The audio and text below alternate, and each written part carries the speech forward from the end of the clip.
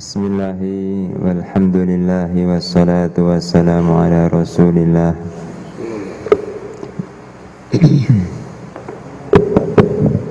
Kita lanjutkan.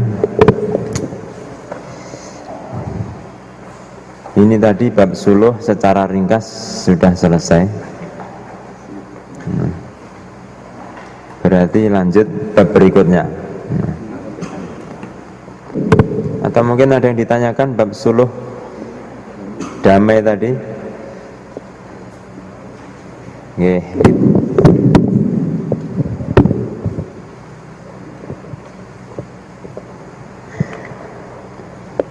Bismillahirrahmanirrahim. Ini bab namanya hiwalah.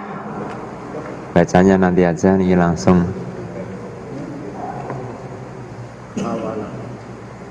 Hawalah atau hiwalah.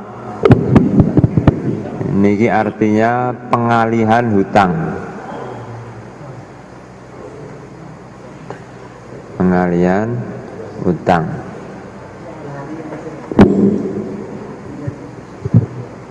Jadi gambarannya begini. Ada 3 orang. Yang pertama Ali. Ali punya utang ke Umar sebesar 1 juta. Ali punya utang ke Umar sebesar 1 juta. Umar punya utang ke Zaid juga sebesar 1 juta. Nih. Berarti ini kalau mau digambar begini. Ali, Umar di tengah, kemudian di sini Zaid. Ali harus bayar ke Umar 1 juta, Umar bayar ke Zaid 1 juta. Oke. Nah ini ada akad namanya hiwalah, pengalian utang, Pak. Niki akad-akad seperti ini dasarnya ikramul muslimin, Pak ya. Ada macam-macam akad dalam Islam ini yang kalau dilihat keuntungan dunianya nampak nggak ada. Kok mau-maunya niki. Tapi pikirannya orang beriman adalah ikramul muslimin. Menyelesaikan satu hajat saudara muslim, nanti Allah akan selesaikan hajat-hajatnya di akhirat. Oke. Terus provokator ya, atau apa namanya, yang punya ide ini yang tengah ini, Pak. Ini apa namanya ya? Apa namanya ini? Provokator itu alusin apa namanya? Provokator kan kesannya jelek, yang bikin dialah yang bikin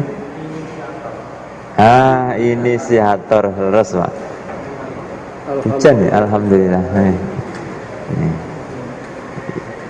Yang punya ya, inisiator. Ini namanya muhil. Berkah hujan. Dia ini akot-akotan dengan Zaid.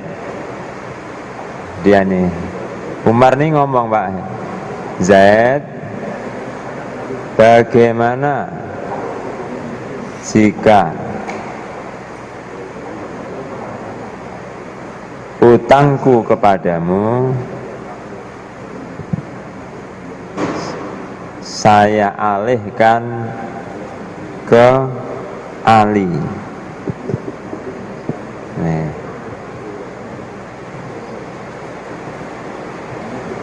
Zaid menjawab, ya, setuju. Terus begini, Pak. Jadi yang punya inisiatif ini Umar. Dia bilang, wahai Zaid, bagaimana jika utangku kepadamu saya alihkan ke Ali, karena Ali juga punya utang ke saya 1 juta. Mungkin dengan alasan-alasan yang lain. Intinya Zaid kemudian setuju. Inilah namanya akad hiwalah. Idenya, inisiatifnya dari Umar, kemudian disetujui, diterima oleh Zaid. Nah, setelah akad hiwalah niki Pak, niki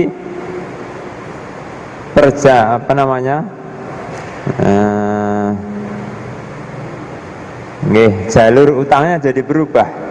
Setelah akad hiwalah, perjalanan utang jadi begini.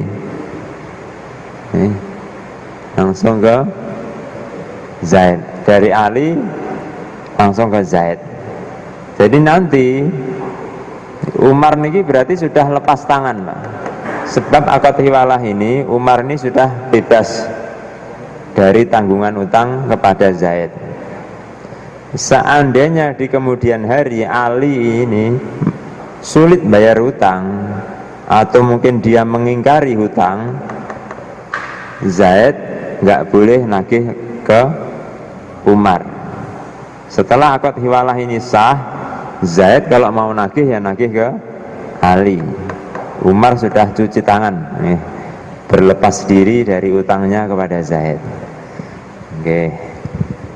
Makanya akad ini hanya bisa terjadi kalau Zaid setuju. Nah, kalau Ali nggak usah dimintai persetujuan, nggak apa-apa, karena dia hanya cuma mau bayar Pak.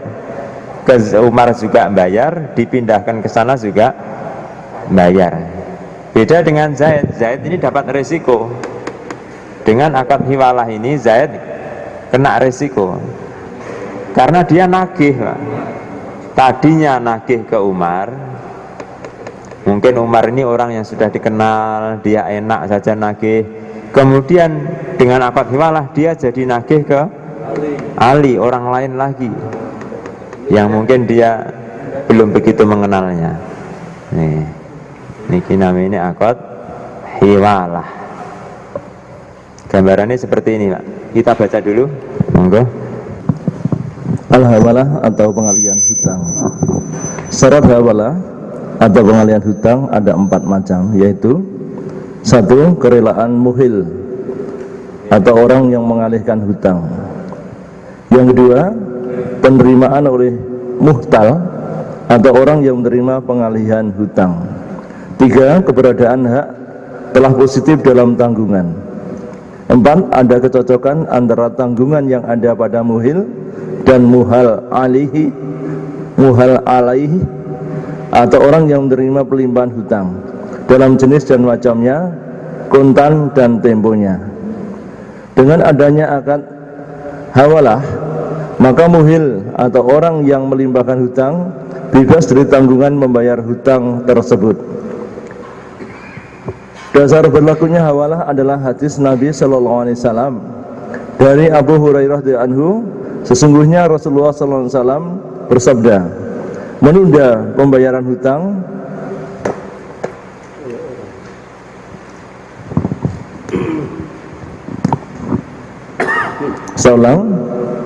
dari Abu Hurairah radhiyallahu anhu, sesungguhnya Rasulullah Sallallahu Alaihi Wasallam bersabda, menunda pembayaran hutang oleh orang yang telah mampu membayar itu suatu penganiayaan. Apabila salah seorang di antara kamu dilimpahi hutang terhadap orang kaya, hendaklah kamu mengikuti. Rawahu Bukhari dan Muslim. Dalam riwayat lain disebutkan wa idza akhalun wa ahadukum malifa yahtal. Jika salah seorang di antara kamu dilimpahi hutang kepada orang kaya, hendaklah kamu menerima pelimpahan itu. Rawahu Imam Ahmad. Matlu, penundaan kewajiban yang harus dipenuhi. Matlu artinya penundaan kewajiban yang harus dipenuhi. Al-Ghani artinya penghutang yang sudah mampu membayar. Zulmu adalah penganiayaan terhadap orang lain, hukumnya adalah haram. Mali'un yaitu orang yang hidup cukup mampu membayar hutangnya.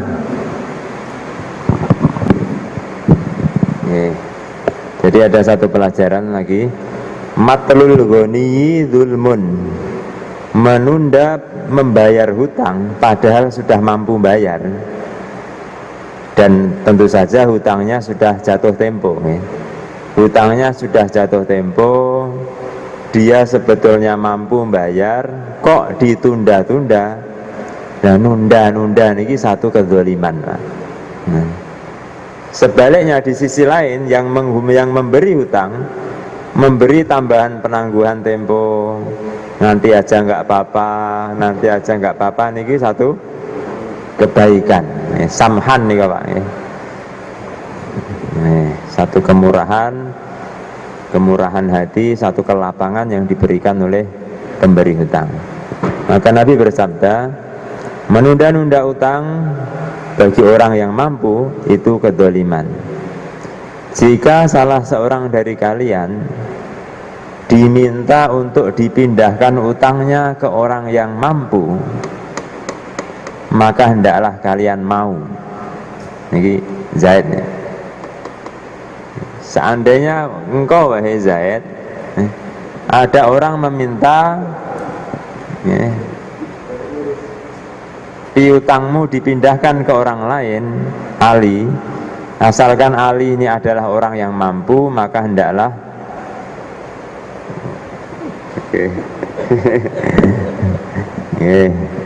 maka hendaklah mau, Pak.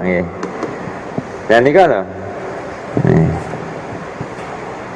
semoga Allah merahmati orang yang samhan, ya, memberi kemurahan, gampangan ketika membeli, ketika menjual, ketika membayar hutang, ketika menerima pembayaran hutang. Ya, ini fadilah ini Pak. Dipindah-pindah gelemen. Fadilah ini wow, supaya dapat doanya Kanjeng Nabi. Samhan. Dan ini syaratnya hutangnya harus sama, Pak. 1 juta. Misalnya Ali punya utang ke Umar 1 juta, Umar punya utang ke Zaid 2 juta. Ali ke Umar 1 juta, Umar ke Zaid 2 juta. Seandainya Umar mau memindahkan, ya yang dipindahkan hanya seukuran 1 juta saja. Nah, kalau begini bagaimana, Pak?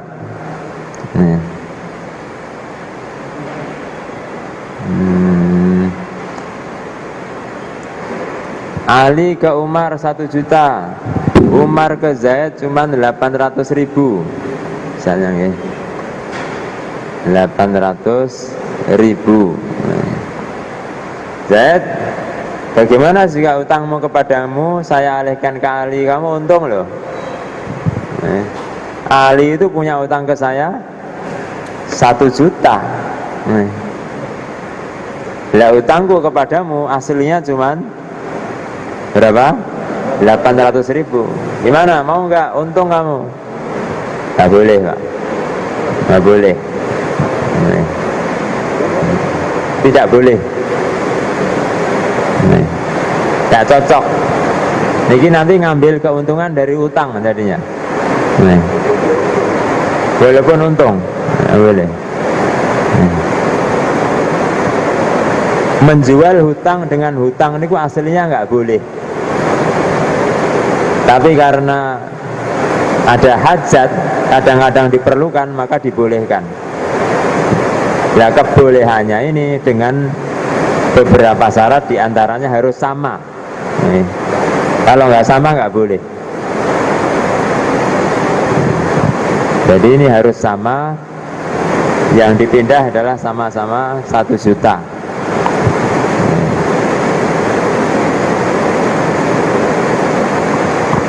Sudah lama nggak hujan deras ini.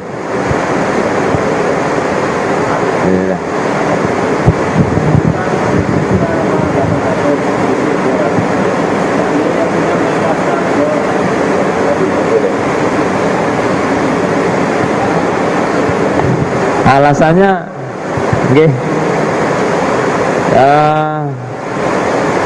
tidak sesuai syarat rukunnya akad, Pak. Tidak sesuai syarat dan rukunnya akad ini.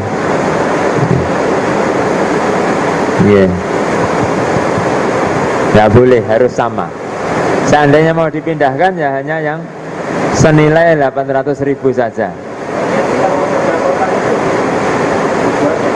Ini kan, niku wow, saya bilang ini babnya kan menjual utang dengan utang. Jadi seolah-olah Umar menjual piutangnya ke Ali, dijual kepada Zaid. Nah, menjual utang dengan utang ini nggak boleh. Prinsipnya, hukum asalnya nggak boleh. Hukum asalnya tidak boleh. Tetapi ini kekhususan, Pak. Ini satu kekhususan, dibolehkan karena ada satu hajat. Dan kebolehannya ini pun dengan dalil. Ada dalilnya tadi sudah kita baca singkat nih. Makanya karena aslinya nggak boleh, bolehnya hanya karena ada kekhususan, maka kebolehannya ini dibatasi dengan berbagai syarat. Di antaranya harus sama. Oke. Kemudian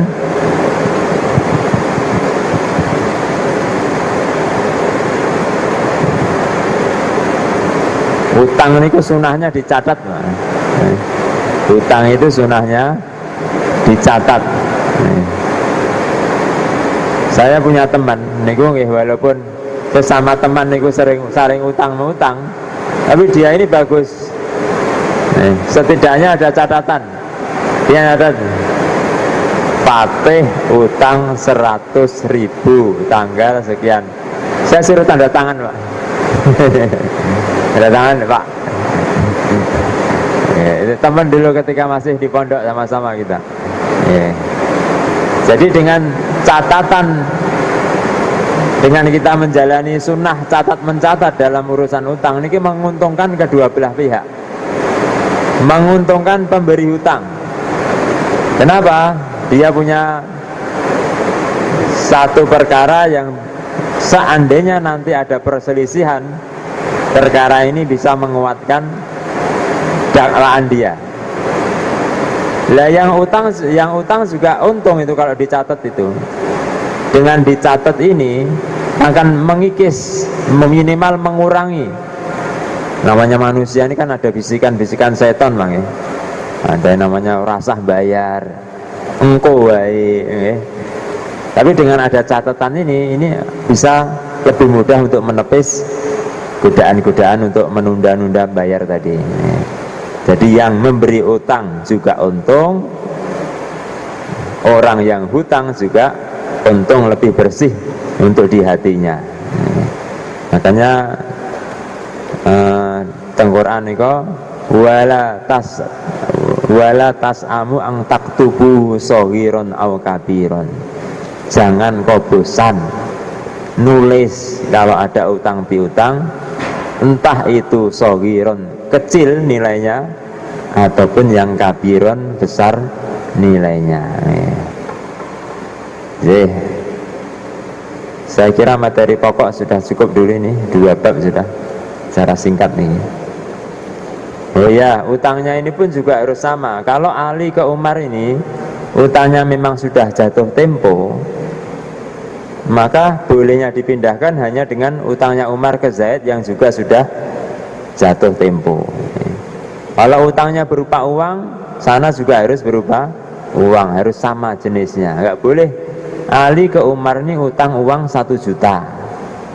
Lah Umar ke Zaid utang misal minyak goreng senilai 1 juta juga. Akhirnya dipindah, enggak boleh. Oh iya, Pak. Ini tambahan, Bang ya. Utang yang namanya utang niku harus dibayar dengan perkara yang semisal. Nih. Utang minyak, nih. Minyak goreng ya. Nanti bayarnya juga pakai minyak goreng. Minyak juga. Lah nek teng warung niku jenengan mboten utang minyak goreng niku. Jenengan beli minyak goreng, pembayarannya di utang. Utang uang pembayaran. Nek utang minyak goreng niku gambarannya anu, Pak. Utang minyak goreng itu gambarannya kita misalnya ini pedagang kaki lima, saya jualan gorengan, sebelah saya juga ada jualan gorengan. Pas goreng-goreng minyak saya habis, minyakmu tak nggone sik. Nah ini gambaran utang minyak goreng seperti ini. Bukan di toko nggak ada utang barang. Kalau di toko itu biasanya jual beli yang bayarnya di utang. Nih, benten Bang ya. Itu akadnya jual beli, uang pembayarannya di utang. Namanya be' mu'ajjal, jual beli yang pembayarannya di tempo. Nah kalau utang yang seperti utang minyak goreng, nanti bayarnya Pak harus pakai minyak, niku nggih gambarannya nanti sesama penjual, sesama teman. Utang uang, nanti bayarnya juga pakai uang. Oke. Begitu. Monggo ada pertanyaan, Pak? Utang uang bayarnya pakai uang, biasa kita utang. Kalau utang kita bayar dengan barang, itu nanti harus ada akad baru, suluh tadi, suluh damai tadi. Nih, bisa, tapi akad baru. Bisanya itu tidak serta merta langsung boleh gitu aja, nggak boleh. Harus ada akad baru yang disetujui oleh pihak lawannya, kawannya tadi. Monggo.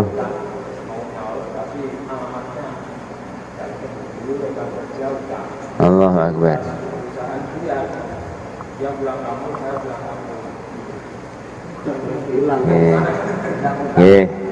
Nah, niki repot juga niki betul, niki bagus. Ini memang satu masalah besar bagi orang beriman itu. Karena ini menyangkut hak adami, hak manusia. Hak manusia itu nggak bisa kita apa namanya? Istighfar minta ampun kepada Allah titik, nggak bisa. Hak manusia ini harus diselesaikan antar sesama manusia. Yang pertama ya mesti ada usaha mencari. Ini membuktikan bahwa kita memang betul-betul niat bayar. Kemudian yang kedua, para ulama mengajarkan kita sebuah doa. Dan ini bagus selalu kita baca ini. Doa istighfar memintakan ampun, dulu sudah pernah saya tulis kalau nggak salah. Astaghfirullahaladzim li wali walidayya, terus wali ashabil hukukil wajibati alayya, wali ashabil hukuki al wajibati alayya.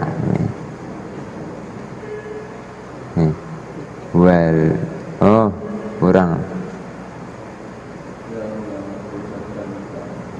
walil ashabil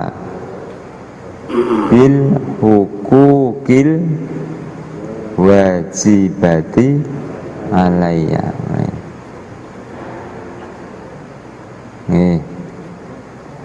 Niki napa niki artosipun?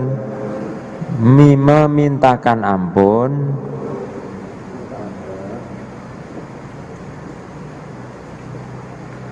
untuk orang-orang ashab, niki jamak gitu. Orang-orang yang punya hak yang wajib saya tunaikan. Orang-orang yang punya hak yang wajib saya tunaikan sebetulnya, tapi belum tertunaikan. Mungkin karena saya nggak sadar, pernah menyakiti dia, harusnya minta maaf, tapi karena namanya nggak sadar, belum sempat minta maaf. Ada utang-utang yang dulu teman entah kemana sekarang ini. Ini kita diajarkan seperti ini oleh para ulama. Fadilahnya apa? Kata para ulama, kalau doa seperti ini sering kita baca, nanti kan di akhirat itu ada majelis ikhlas-ikhlasan, Pak, antara hak adami. Di akhirat itu ada majelis ikhlas-ikhlasan. Lah, kalau kita sering mendoakan orang-orang yang punya hak seperti ini, nanti Allah akan buat orang-orang itu nanti mudah mengikhlaskan kita. Karena dia selalu kita kirimi kebaikan, doa yang berupa doa ini. Itu langkah kedua. Langkah ketiga, sarannya para ulama, kalau memang sudah putus harapan kita untuk menemukan orang tadi, maka uang senilai utang itu kita sedekahkan, pahalanya diatasnamakan dia yang punya hutang, yang punya hak itu. Itu kita sedekahkan sebesar itu. Kalau nggak ingat ya dikira-kira, pahalanya diniatkan untuk yang memberi utang ke kita yang belum sempat kita bayar itu. Ngoten nggih. Setelah kita putus asa untuk menemukannya kembali, daripada selak aku engko piye-piye. Yang ketiga diulang Ustaz, yang ketiga, uang senilai utang tersebut disedekahkan, yang mana pahalanya kita hadiahkan ke orang yang menghutangi ini, yang mana pahalanya kita hadiahkan ke orang yang menghutangi kita, yang punya piutang, yang punya hak.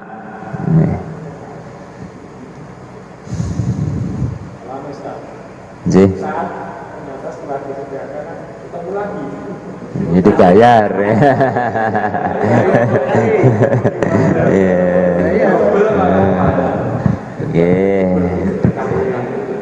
Tiwas tak sedekahane ya.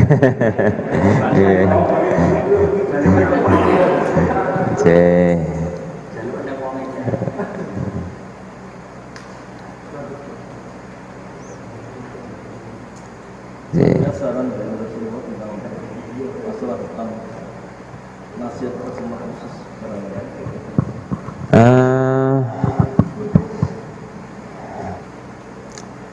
Di antara amalan sahabat yang dikatakan oleh Nabi sebagai ahli surga, sehingga membuat heran sahabat lain, niku amalan ini sebelum tidur mengikhlaskan hutang-hutangnya, mengikhlaskan hak-hak hutangnya. Nggih, ngutang nggih tapi ikhlas nggih, Pak.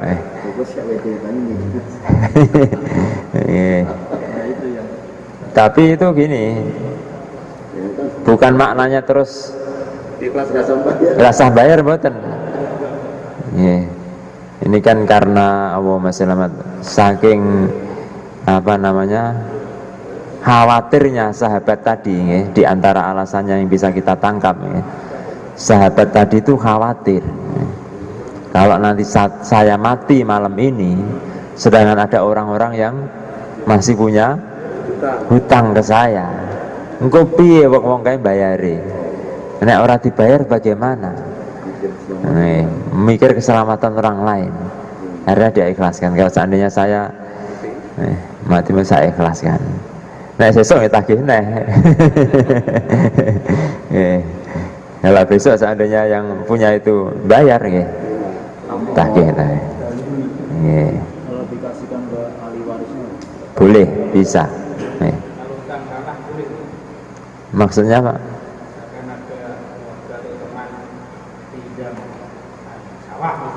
Oke.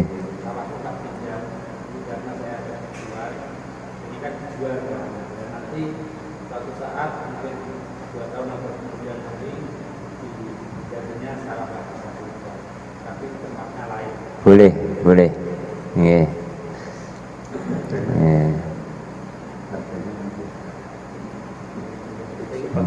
Kok enggak dibeli saja? Jual beli juga bisa, itu akadnya jual beli biasa. Tapi nggih, jual beli juga yang untuk beli juga belum kelihatan nih, belum bisa yang betul utang bisa. Tanahmu tak utangi sih, nanti dibalikkan tanah lagi bisa. Nggih. Utang tanah kembali tanah.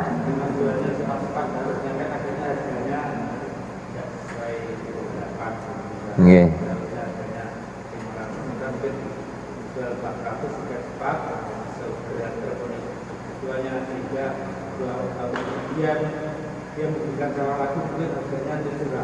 Nggih. Nggak masalah. Ini tadi kalau memang akadnya hutang barang A, nanti bayarnya juga barang yang semisal.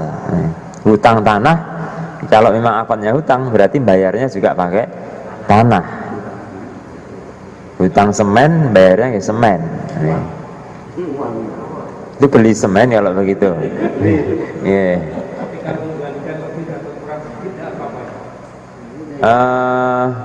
Bisa, asalkan pihak yang menerimanya ridho, nggak masalah. Khusus untuk yang lebih itu nggak boleh disyaratkan di dalam akad. Ya. Engkau naik baraknya lu yang no sidik saya kelasmu, nggak boleh. Nanti kalau kamu bayar, ya tahulah. Terserah lah, nggak usah banyak, seikhlasmu aja, yang penting kita sama-sama enak, sama-sama jalan lah. Itu bukan hanya nggak boleh Pak, ini dosa besar yang paling besar, akbarul kabair. Setelah syirik, setelah pembunuhan, itu riba itu menempati posisi atas dalam jajaran dosa-dosa besar. Bahkan lebih besar dari zina, bahkan lebih besar dari perzinaan dosanya riba ini. Nggak dikira Pak ya. Karena memang kalau pelaku riba ini hanya perorangan 1, 2, itu efeknya nggak banyak. Tapi ketika ini sudah jadi tren Pak, bahkan mungkin sudah jadi sistem perekonomian ribawi, nanti pengaruhnya luas banget, seluruh umat nanti Pak pengaruhnya Pak. Jadi rusak di mana-mana sebab pelaku-pelaku riba ini. Akhirnya karena kerusakannya itu besar nih, pelanggarannya pun dianggap pelanggaran yang besar pula nih. Hikmahnya ngoten. Nih. Itu dalam akad tadi memang tidak ada kata-kata nanti setelah dikembalikan ya minta ditambah, tidak ada seperti itu. Cuman pada saat mengembalikan ini yang dihutangi merasa ya punya jasa, dia memberi hadiah gitu ya, atau lebih ya. Kalau niki bukan hanya boleh, apa nih Pak? Sunnah Pak. Iya, sunnah. Mengembalikan lebih ini sunnah tanpa diakati. Kalau di kami itu ada operasi. Kita mengembalikan lebih dari yang dipinjam. Diakati apa betul? Kalau diakati jadi nggak boleh. Tidak aturan itu. Iya. Makanya dulu solusinya harusnya jual beli Pak, itu sebabnya. Kita jual dengan harga yang lebih mahal. Gimana? Jatuhnya uang. Ya, ini repotnya tambah ini Pak. Ya. Sebetulnya begini, kalau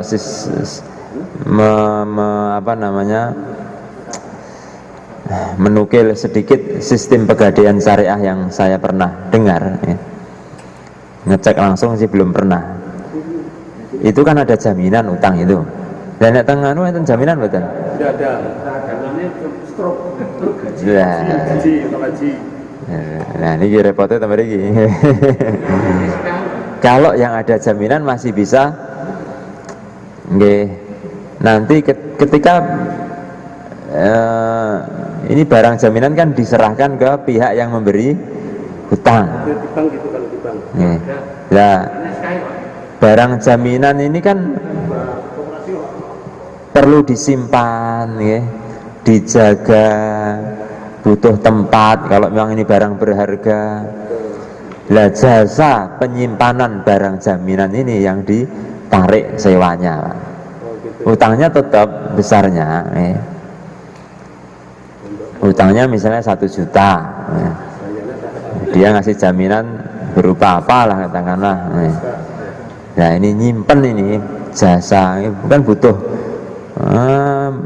mengerahkan tenaga, waktu, tempat juga untuk menyimpan barang jaminan. Nah ini yang diakati sewa. Di selama barang jaminan ini masih di sini, maknanya selama utangnya masih dalam proses pembayaran, selama barang jaminan masih ada di sini, tiap bulan dikenai jasa penyimpanan barang jaminan sebesar sekian. Ngambilnya dari sini nih, Pak. Kenapa diparingi jaminan mohon, Pak?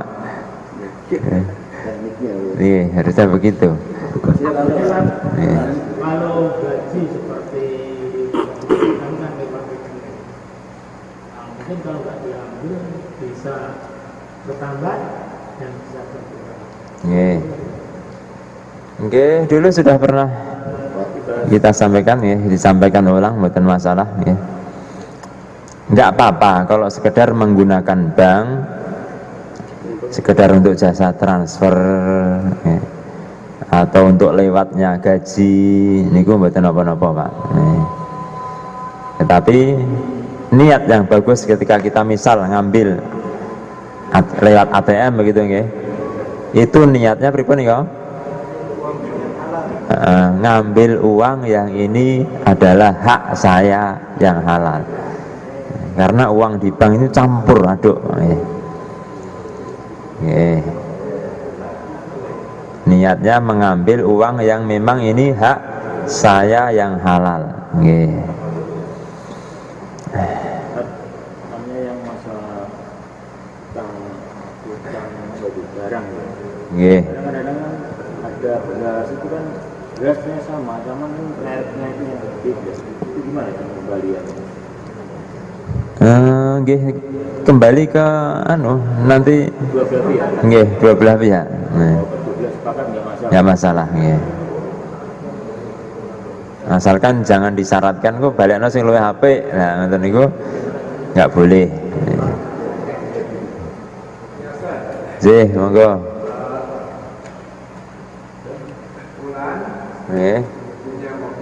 Ya.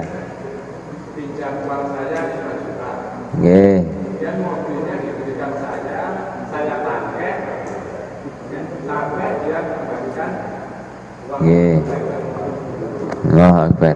Niki pernah juga kita bahas, nggak apa-apa kita ulangi lagi.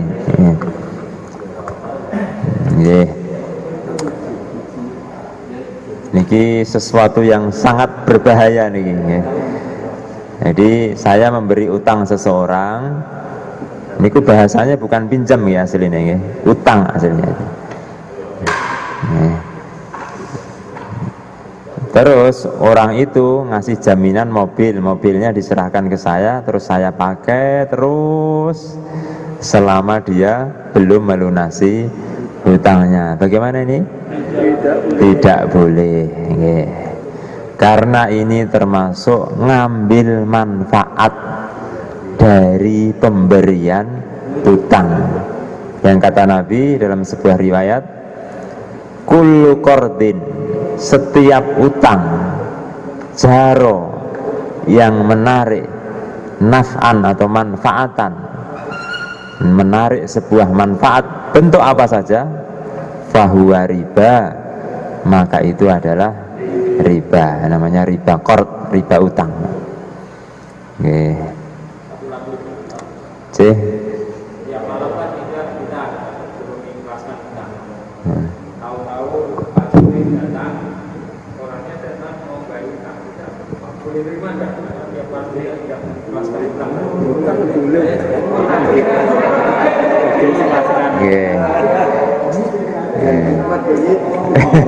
boleh. Boleh.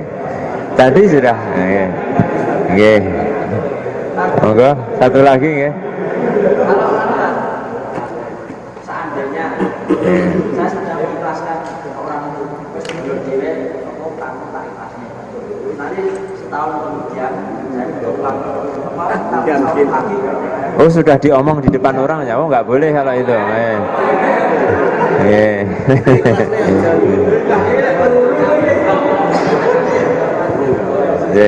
Cukup ya, ini sudah isya. Moga-moga diterima oleh Allah, barokah dari ilmu yang manfaat. Subhanallah bihamdihi, subhanakallah bihamdika, asyhadu an la ilaha illa anta, astaghfiruka wa atubu ilaik. Kirang langkunge nyuwun dimaafkan. Assalamualaikum warahmatullahi wabarakatuh.